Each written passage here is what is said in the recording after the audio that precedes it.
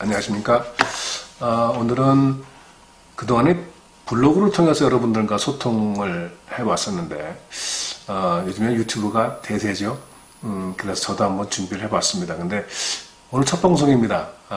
당연히 서툴 겁니다. 서툴고 여러 가지로 좀 미진한 부분들이 많이 있겠지만 차차로 좋아질 거라고 믿고 오늘 첫 방송을 준비했습니다. 오늘 첫 방송의 주제는 하자보수 문제로 소송을 검토할 정도로 분쟁이 심한 그런 공동주택에 관련된 이야기를 좀 해보려고 합니다. 하자보수 문제로 소송을 검토할 정도라면 그 공동주택, 요즘은 주로 제가 빌라를 하게 됩니다만은 빌라의 건축주의 능력이나 또는 자질은 의심 안 할 수가 없겠죠.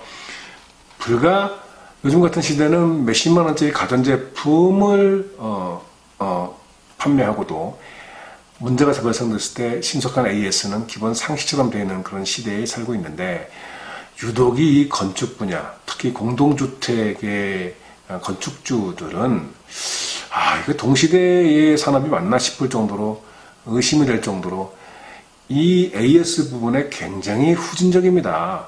정말 같은 업종에 있는 사람의 한 사람으로서 어떨 때는 부끄러울 정도로 한심한 일들을 하게 되죠. 빌라를 기준으로 본다면 한 빌라가 보통 10세대, 한 동에 한 10세대 내외의 세대가 입주를 하게 되죠. 그 빌라를 기준으로 본다면 그 빌라에 약 2천만 원 정도 조금 못 미치는 돈이 이제 하자보수 보증금이라는 이름으로 예치가 되어 있는데 건축주들이 그거 맡겨놓은 곳으로 그냥 자기는 하자보수에 대한 책임을 다 했다라는 정도 인식이 고작이에요. 대부분의 건축주들이 다 그렇습니다. 물론 어느 분야나 마찬가지지만 양심적인 건축주분이 안 계신 건 아닙니다만은 현실은 대부분이 그렇다고 보시는 게 맞습니다. 심지어 하자보수 문제로 분쟁을 하다가 못해서 그 맡겨놓은 하자보수 보증금을 찾아서 입주민들이 자체로 공사를 하겠다는 그런 시도를 해도 그마저도 협조를 안 해가지고 그 보증금을 찾는데 상당한 애를 먹게 되는 그런 사례도 비일비재합니다. 그래서 오늘은 그런 분들을 위해서, 그런 문제로 고민하시는 분들을 위해서 작은아마 도움이 되었으면 하는 마음으로 방송을 준비해 봤습니다. 일단 하자가 발견되고 그 보수 요청을 건축주에게 하게 되면 대부분 현실이 그렇습니다. 건축주들은 타일이면 타일, 도배면 도배, 설비면 설비, 관련된 하자가 발생된 그 분야의 하도급 업체에게 책임을 떠넘기고 그 업체에게 현장을 방문해서 조치하라고 이야기하는 게 거의 다입니다.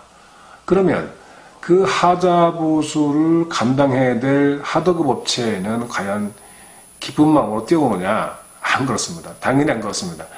마지못해, 정말 마지못해 와서 책임 회피에 급급하죠. 그리고 입주민들에게 책임을 떠넘기는 경우도 많고, 말씀드렸다시피 생활하자다 이런 식으로 해가지고 자기 책임을 감추려고 하는 행위가 대부분입니다. 그렇지만 또 그나마도 공사를 한다고 해도 그저 눈 가리고 아웅하는 식의 임시 방편의 수단 정도로만 보수공사를 마치는 게 현실입니다. 그렇게 되면 당연히 분쟁이 발생할 수밖에 없죠. 어쩌겠습니까? 분쟁은 발생될 수밖에 없고, 그런 분쟁이 발생됐을 때 어떻게 대처하는 것이 좋겠는가라는 부분인데, 생각외로 분쟁이 발생했을 때의 대처에 조금 막연해 하시고 어떻게 하면 좋은지 우왕좌왕하시는 분들이 많은 것을 보게 됩니다. 그래서 사실은 굉장히 쉬운 것들이 굉장히 단순한 것들인데, 우선은 첫째, 하자보수 요청은 구두상으로 하는 것은 의미가 없습니다.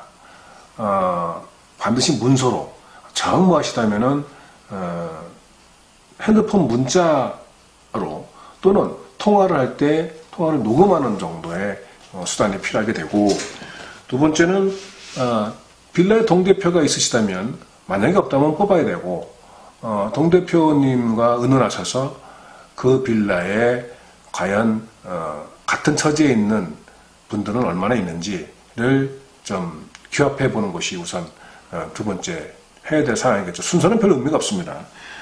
그리고 하자보수 요청을 문서로 하실 때 또는 문자로 보낼 때 또는 통화 녹음을 할 때에 이것이 만약에 성의껏 조치가 안 이루어진다면 단호하게 말씀하시면 됩니다.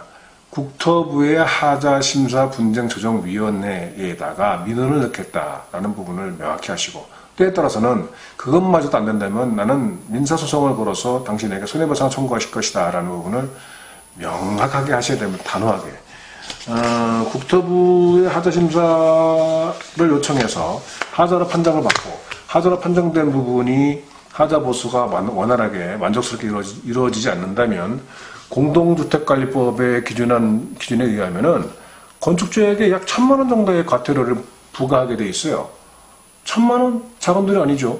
건축주는 대부분 2단계에서 사실은 하자보수 성의껏 하게 해주거나 또는 다른 형태로 하자보수에 관계된 분쟁을 해소하기 위해 노력을 하게 됩니다.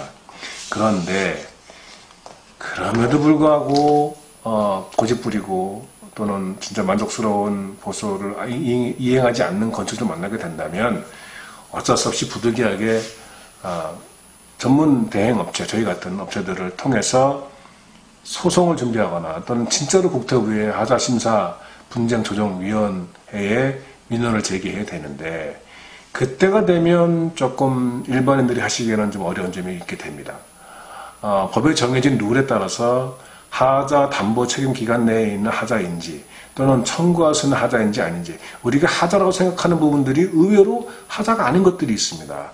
그래서 그런 것들이 진짜 하자가 맞는지, 하자로 받아낼 수 있는지, 또는 하자 청구를 할 수 있는 소멸시효가 지나지 않았는지, 이런 것들을 검토를 받으셔서 하자조사를 통해 가지고 검토 받으셔서 법에 정해진 룰에 따라서 요건에 맞춰서 서류를 만들고 그래야 됩니다. 그 부분에 대한 거는 이런 방송을 통해서 구체적으로 이 나열해서 설명드리기는 좀 곤란하고요, 힘들고요. 언제라도 좋습니다. 전화를 주신다면 방문해서 상담을 해드리겠습니다. 또는 방문이 부담스러우시다면 전화상으로도 상세한 얘기를 의문점을 풀어드리는 것으로 저희가 도와드릴 수가 있습니다. 언제든지 좋습니다. 오늘은 첫 방송이고 방송의 내용을 이 정도로 준비를 했습니다. 혹시라도 궁금하신 점이 있거나 좀 더 문의가 원하신다면 언제든지 전화를 주십시오. 그러면 반드시 전화를 드리고 성의껏 상담에 응해드리겠습니다. 오늘 방송을 마치겠습니다. 감사합니다.